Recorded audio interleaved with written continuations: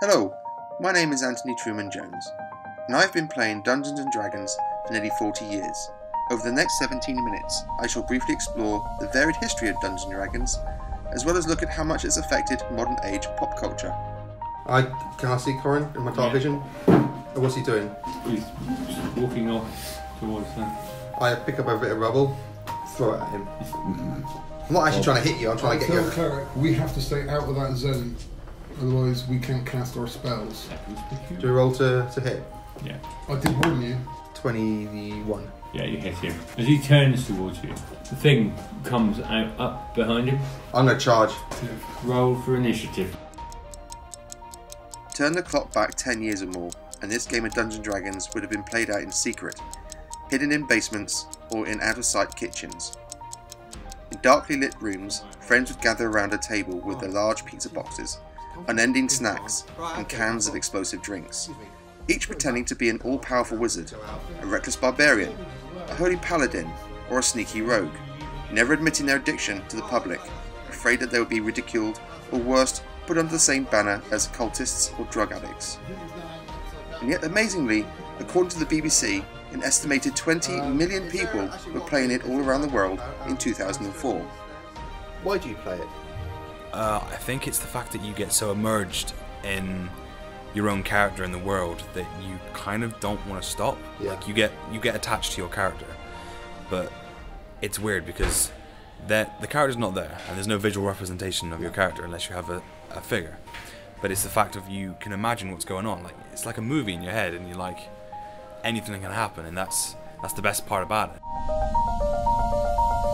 Dungeons & Dragons, or D&D to the Initiated, was created by Gary Gygax and Dave Arneson back in 1974, and is undoubtedly the most successful role-playing game to ever exist. The game allows a group of players to live in a fantasy world, where the sky's the limit as to what they can do. There are no boards, no tiles, no clock. All they need is a couple of pieces of paper, 6 different polyhedral dice, a pencil, a rubber, and most importantly, an active imagination. One of the players is the referee, and is called the Dungeon Master, or DM for short. The DM is primarily the narrator, or god of the world. They control all of the villains, the monsters, as well as all the other characters the players may meet during their adventure. A single game can last anywhere between a couple of hours to up to 10 or more years. There literally is no limit.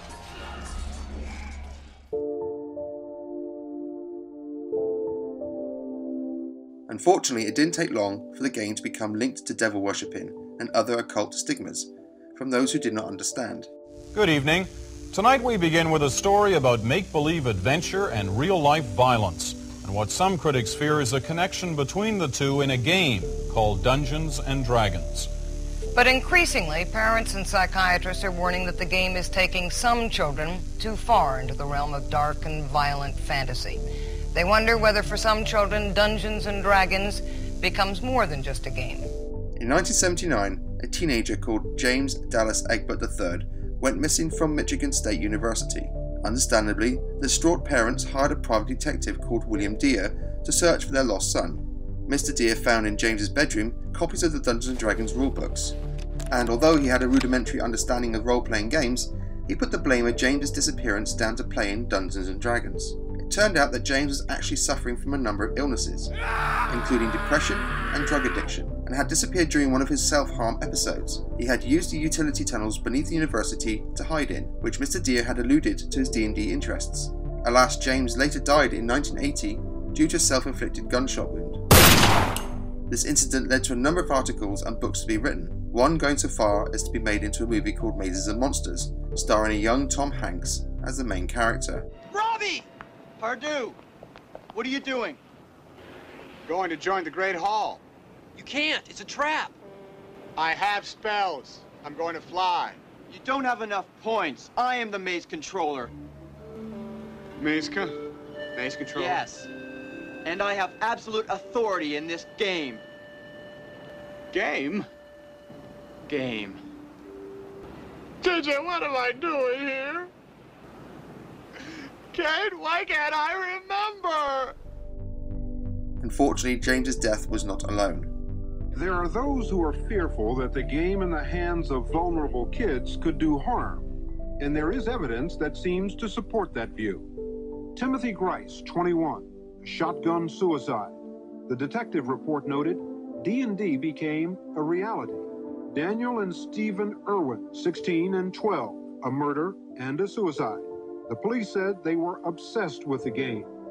James Allen Kirby, 14 years old, charged with killing his junior high school principal and wounding 3 other people. Police are blaming D&D. Jeffrey Jaklovich, 14. Stephen Loyacano, 16. Michael Dempsey, 17. And the list goes on. In 1982, another teenager, Lee Pulling, committed suicide. Lee was part of a games club that were playing D&D at school that was being run by the school's principal. After Lee's mother had failed to place the blame on the principal, she turned her anguish against the publisher of D&D at the time, TSR Incorporated. This too failed, as it was clear that Lee was a troubled teenager who had problems fitting in.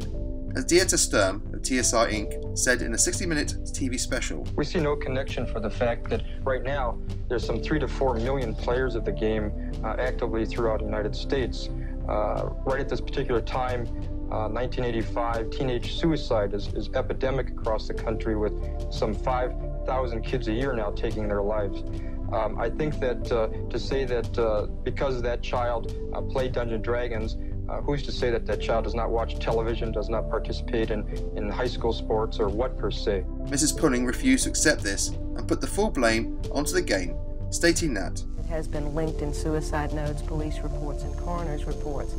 There have been recently a couple of accidental killings, one in particular related to the game, where the boy thought he was a god.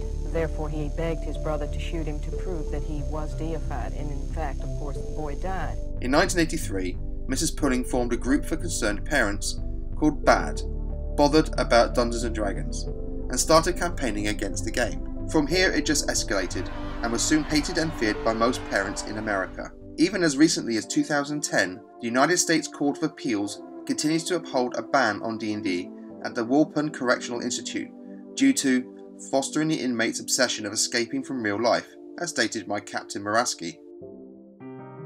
Ironically, it also cemented its popularity with the younger generation, and quickly became the most successful game of its time. Interestingly, some of those younger geeks and nerds from the 1970s and 80s have now turned out to be today's top game designers: John Carmack, John Romero. The authors: Stephen King, George R.R. Martin. Film directors: J.J. Abrams, Jon Favreau, Steven Spielberg. Actors: Vin Diesel, Dame Judi Dench, Robin Williams. And talk show hosts like Stephen Colbert, to name just a few. As Chris Perkins, one of the principal story designers for Dungeons & Dragons, stated in this interview with Forbes, "The people who grew up playing earlier editions of the game are now in very influential positions and are sort of the leaders of cultural movements now in the world. They're running companies that are driving game experiences that are getting out there to millions upon millions of fans. There are people who work at Blizzard, there are people who work at Cryptic, there are people who work at BioWare and in Hollywood." It is now considered by many that without the success of Dungeons & Dragons, many of the games and films we have today wouldn't exist. One example is how modern computer games are structured. The most basic character, regardless of his environment, will always work towards leveling up, looking after its health, apply skills and ability stats to succeed in its goal. These are but a few of the building block elements used in computer games that can be directly placed at the feet of Dungeons & Dragons.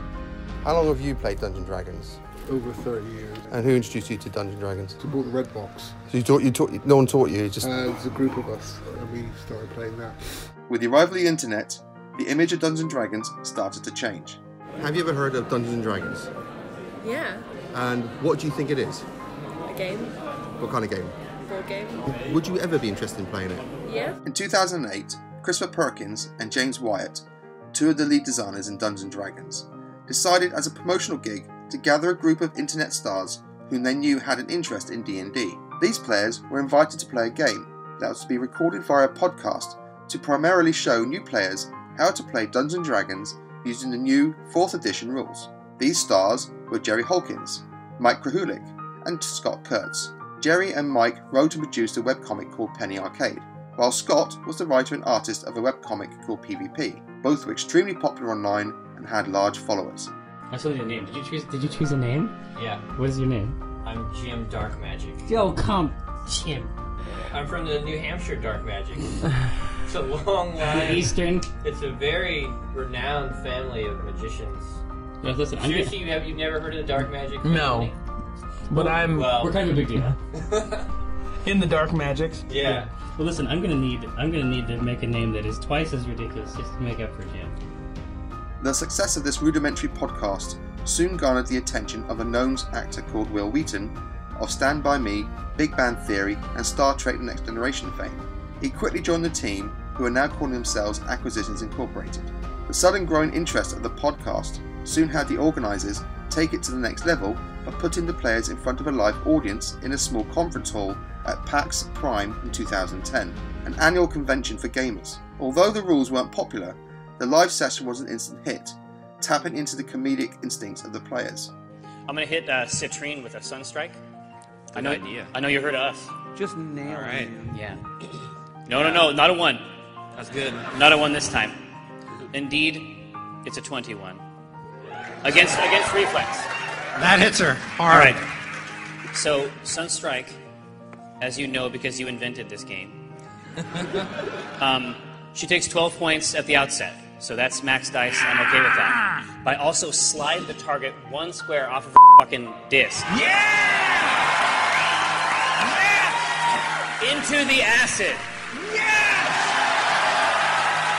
Realising that the current rules weren't working, Wizards of the Coast used the success of the live shows to try out new rules. In 2014, Wizards of the Coast released the 5th edition, and it has since become the most successful release to date. Interest of the characters of Acquisitions Incorporated, AI for short, and their ridiculous adventures overtook at a crazy rate and became the main attraction at the PAX conventions, which ironically were designed for console gaming. Okay, so I remember when... Somebody might want to keep watch outside. That's a good idea. Jim? So... Sure. I'll go outside the curtain and keep an eye out. But I can still hear what's going on. Yeah, absolutely. So, as soon as you part the curtain, you see a hulking figure standing on the other side of it. I quickly close the curtain. In 2017, Acquisitions Incorporated went live via a number of sold-out cinemas around America where they broadcasted their latest game. The popularity of AI quickly spawned a flood of other D&D gamers to show off their homemade games via the YouTube and Twitch channels, allowing players from around the world to watch and follow these games. Hello everyone, and welcome to tonight's episode of Critical Role here, where a bunch of us nerdy-ass voice actors play Dungeons & Dragons. Damn it! It was perfect! No, I got it right this time. A group of famous voice actors started up a new game called Critical Role in Los Angeles. An all-girl team called Misclicks started their show online in America. In Britain, a group of friends started up their own game calling themselves High Rollers. Around the world, other groups suddenly appeared. The Adventure Zone, Harmon Quest, Force Grey Giant Hunters, Nerd Poker, Drunks and Dragons, Friends at the Table, D20 Babes, and Dice Camera Action. These are just few of the channels that have garnered dedicated followers and are making waves in the community. Your old-fashioned nerd or geek was now becoming as famous as some sportsmen or actors, as attested by the Netflix runaway hit Stranger Things. Another area that surprised me was that D&D was rife in the military. When interviewed for the Dungeon Plus magazine, Matt James, a decorated soldier during the Iraq War and current designer for Dungeons & Dragons, stated that one might think that there would be a focus of combat or aggressive adventures during a D&D game. But honestly, I had just as much interest in political intrigue and exploration. Role-playing, I feel, transcends a lot of cultural boundaries, and that's one of the reasons I love participating as much as possible. During the downtime, when tensions were high, a lot of the soldiers would gather in groups to play D&D as a way to relieve their anxieties. Matt went on to say, like most of my experiences in the military, I found that cultural, racial, and situational circumstances melted away as everyone enjoyed each other's contributions to the shared story experience. One final and possibly the most important development of D&D and its resurgence is the positive benefits on how it is helping those in need. Children and young adults who suffer from social and mental disorders, who are introvert and have problems with basic learning, are being brought out of their shell when given a chance to roleplay their own character. Unlike other games where you are in competition with other players, The only way to ensure a successful outcome is if all the players work together. The most important piece of advice any D&D player will tell you: don't split the party.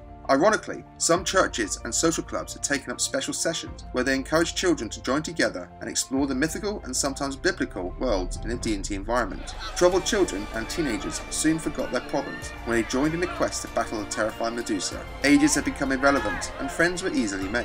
As Rob Gruber of Home Times Games in Canada said, "We don't dumb anything down, and we encourage the older kids to help and be patient with the younger ones.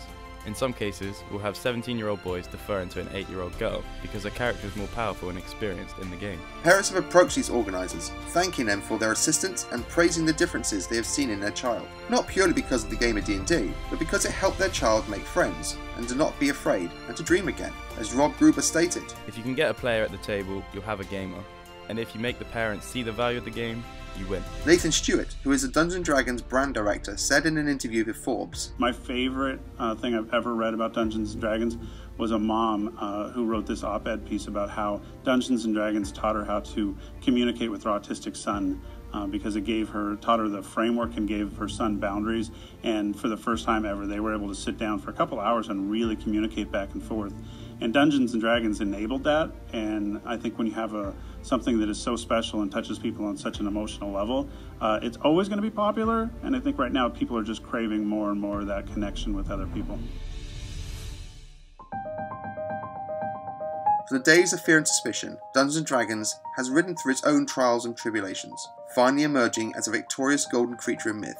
No longer is it considered a pathway towards evil and devil worshipping. It is now a way to connect to our troubled children, to help those who are in distress, and most importantly of all, to have fun, to be sociable, and to make friends. Now let loose your imagination, and let's have an adventure. As you creep past the huge sleeping red dragon, you suddenly stop as you detect a slight movement from the side. The dragon's eye cracks open, and you find yourself staring into its ageless depths.